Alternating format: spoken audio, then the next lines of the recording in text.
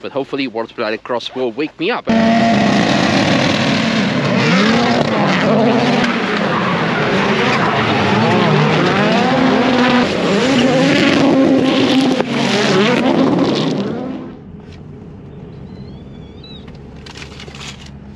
No. Oh no. I mean, it's World Rallycross, it's a bit dirty, so... Yeah, it's fine. Choco croissant might also be dirty. It's a pain au chocolat, it's not a chocolate croissant. Sorry, I'm not the food influencer here. That's me, correct. And on that note, good morning comrades, welcome back to the channel, welcome back to the Nürburgring.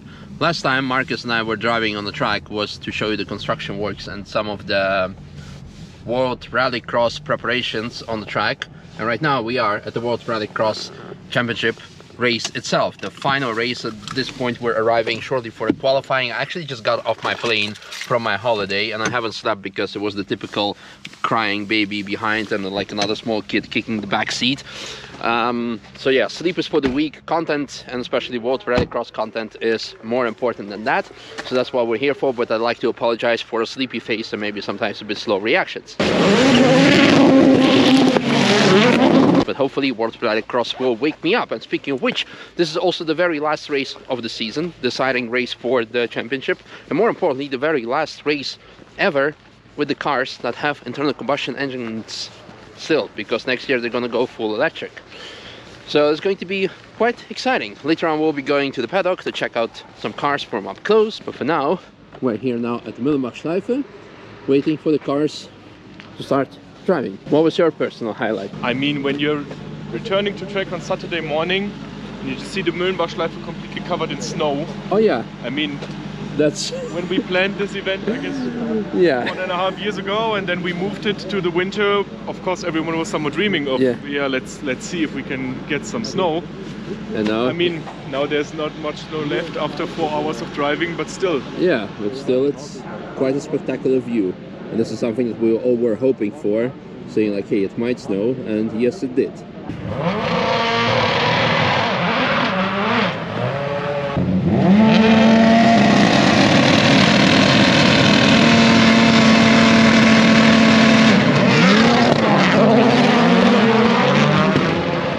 Not sure how much of that you could have seen, but it was quite spectacular.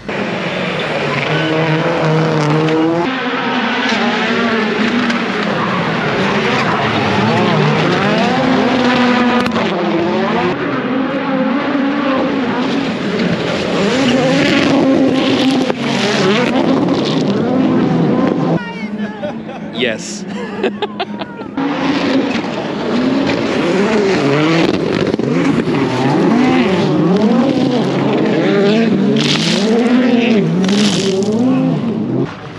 That was lit, and I definitely have damaged my glasses.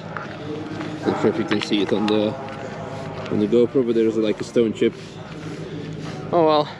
Welcome to World Rallycross. Yes. Action. Yeet. I didn't even hear those coming. Looks kind of fast. Whee.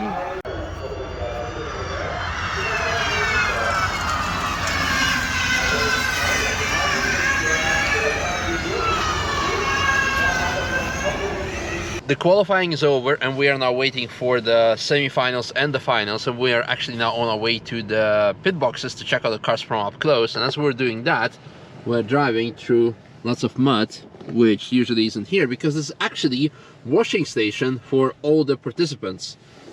Sounds, yeah, interesting. I mean, you wouldn't expect it to have actually a washing station. Imagine during N24, like, oh, we have a pit stop to wash our car. No, but like in this case, the cars get very dirty, and for spectators, it might, not only for spectators, but probably also for drivers to have the windshield clean, the brake cooling ducts, etc. It does make sense, but just some extra information to show to you. Alright, so we are now in the pit boxes, and we are with the RX2e cars, the electric cars that we saw going past. So we can quickly look at the drivetrain as much as we can see. Nice to meet you. Can you tell me a bit more about the car? In general, the car is basically a rallycross car, as we have been proving during that year. So there is no big difference between our cars and any other car that you can see in rallycross. Yeah. But on the powertrain side, as you know, it's electric, so it's completely different. And let me show you. Here we have the battery. Yeah. Here is where the power is coming from. So we have here 30 kilowatts hour battery. Yeah. It's 250 kilos. So it's not on the side, as you can see, it's more close to the center. So that makes the weight distribution of the car completely different to any other rallycross car that you can find in the grid. And then we have in the rear we have the inverter that is who receives the power from the battery. Yeah. And then it goes through the motor and through the wheels. Yeah. What we have here, we have exactly the same in the front. It's exactly the same configuration. So same motor, same gearbox is exactly the same. So what's the power output of these motors? So the motors are exactly the same, front and rear. In total, we have 450 horsepower, but to do the championship, we are limited to 330. Okay. So the power that we are using during the race is 330 horsepower. But there is a big difference between the combustion engines and the electric motors. We have more torque, better acceleration, much better control for the drivers. What's the weight, the total weight of the car? 1300. 1300, total with the driver. Yeah. So with the driver included is 1300. It's also defined by regulations. Yeah. So we have some ballast in the car to increase the weight of the car to be 1300. Okay. So what makes the car really special for the drivers is that the first thing is that the powertrain, electric powertrain, makes the reaction time much shorter than any combustion engine. So the car, the power just goes instantly when they push the throttle to the ground. That makes the control of the car much better for them, because when they are sliding in a corner, they just need to control the slide with the power. So they push the throttle, instantly comes, and that helps them to push more. And the second biggest difference with any other rallycross car is the weight distribution. It's all in the center and very low. Yeah. So there is no front and rear engine or whatever. So all the weight is in the center of the car. So the reactivity of the chassis is extremely fast compared with the rest of the cars, and helps a lot to the drivers to put the car exactly in the point that they want. So in general, we are 1.5 seconds faster, more or less, than the equivalent to that car in combustion engine. So the RX2, that is same power, is 1.2 seconds, depends on the track. Around 2 seconds is lower than us. So this a step between the RX2 and the supercars. We have the same power than the RX2 combustion, but we are 2 seconds faster, and we are 1.3 seconds slower than the supercars, but the supercars are double power than us. So the car is really fast. It's really nice to drive, according to the driver's feedback. It's easy to handle, so that moves the limit in the corners a little bit far, say. So when they arrive first time, they feel extremely comfortable, but at the same time, they need to change their mentality, because at the beginning they are not able to find the limit of the car, so they need to push more than usual. So how does the charge work? I mean, you just have... I will show you. Extremely easy. We have here in the door HPC. It's a CCS2 street charger, street plug, so we can charge the cars everywhere.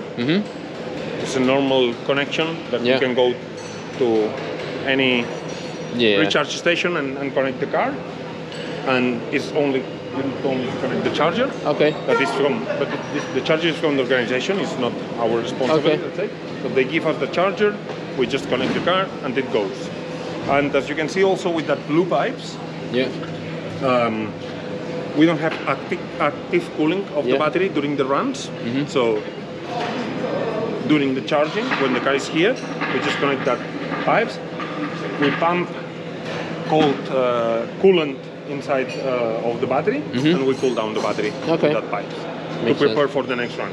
Cool. So charging takes around 12 minutes, 10-12 minutes to charge the car back. From 0 to full, or no?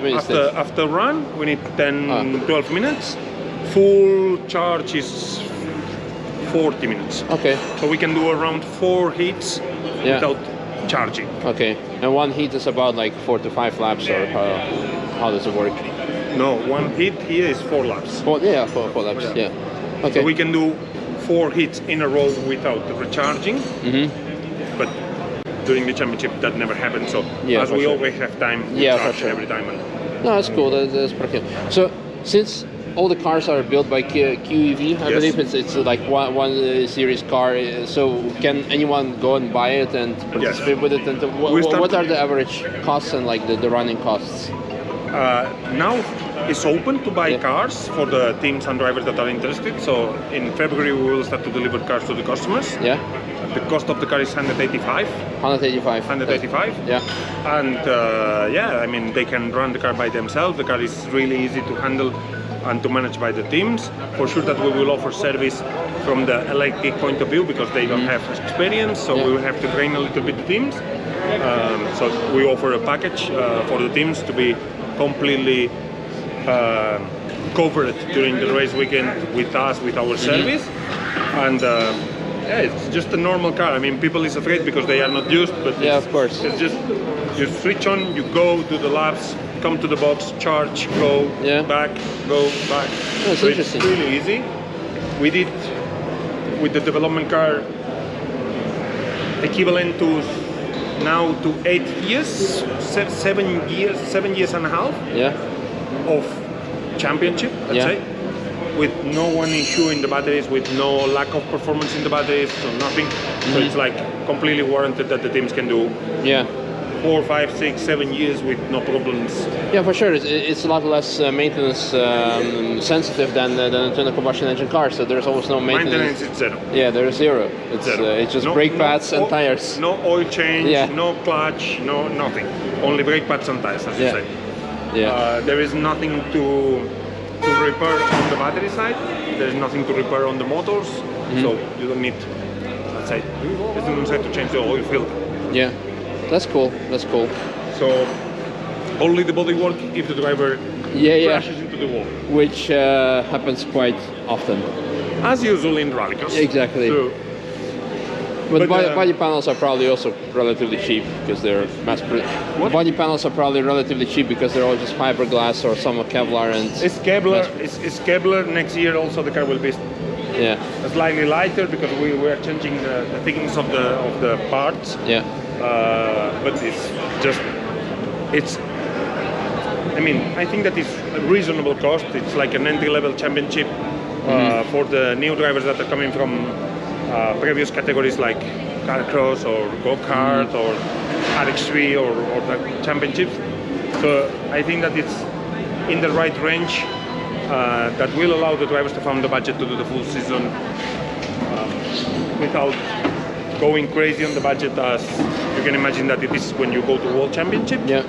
So full season, including all the services of the mechanics, all the tires that you need to do the championship. Sorry, I have to go. No problem. And thank you for your time and information. See you. And as you can see, there's also plenty of action, the same as with the normal WRX. Currently the team is replacing suspension parts because the wheel was completely torn out during the last race. Oh yes. Yeah, they have basically less than an hour to have it all running again. And here we have some buggies that are part of the supporting series that are driving together with WRX and RX2e. And now we're gonna go back to the actual main event area, and in this case actually to the grandstands to check out the finals from there. And double good news update. First of all, we have Glühwein. Second of all, actually most of all, first of all we have Diana. Second of all we have Glühwein and coffee. But Glühwein for me, yes, to keep us up warm. And it's also snowing. How are you doing? We were 15 hours ago, we were like 30 degrees Dominican Republic, Misha. How am I doing? I get to drive the pista.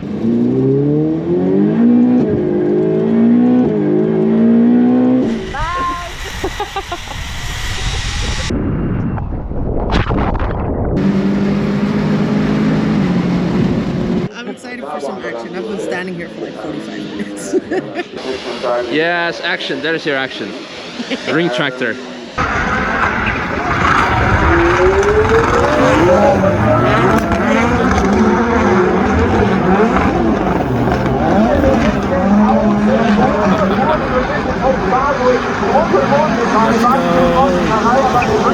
No, why is he stopping?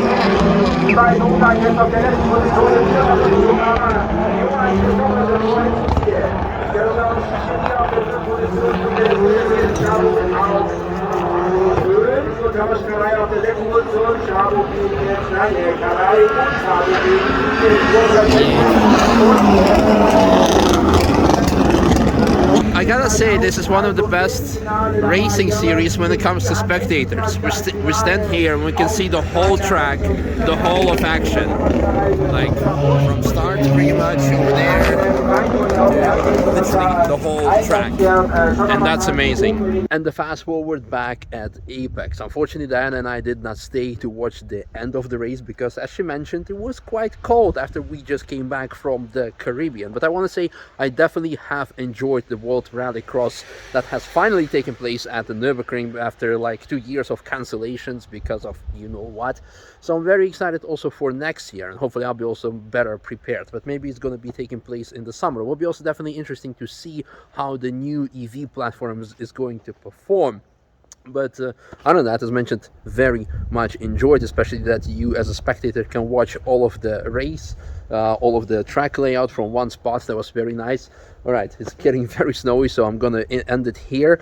Yeah, I'm now back at the Nürburgring, and it's time to hit the winter content. Let me know what you want to see in the upcoming days, weeks. I know a lot of you want to see how the flood areas are doing after almost, I think by now, like, it's not half a year yet, but long time. So definitely we'll be doing that in the next couple of days, but maybe you want to see something else. Of course, we're gonna have the Cupra rebuild, M2 build, maybe with a new car and a lot more. But yeah, let me know. Thanks for watching, and see you in tomorrow's video when I don't know what's gonna happen. Probably some snowy Nürburgring content. Bye bye.